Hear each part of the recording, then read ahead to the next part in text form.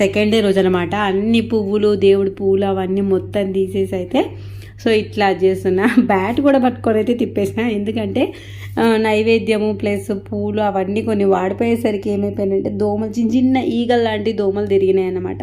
So అవన్నీ తీసేయాలన్నట్టు అయితే compulsory అయితే బ్యాట్ పట్టుకొని అటు ఇట్లా దులిపేసిన. ఇంకా కొంచెం కూడా మన విగ్రహాన్ని జరపొద్దు కాబట్టి సో ఎక్కడెక్కడ వరకు అయితే పూలు ఎక్స్ట్రా అవంతా ఉన్నాయో మొత్తం అయితే తీసేసిన అనమాట. ఇంకా పొద్దున్నే లేచి, కానీ నేను రెగ్యులర్గా ఇట్లనే చేసుకుంటా పూజ కదా, మీకు కూడా తెలిసిందే. కాకపోతే ఏంటంటే ఇక్కడ వినాయకుడు మాత్రమే ఎక్స్ట్రా ఉన్నాడు.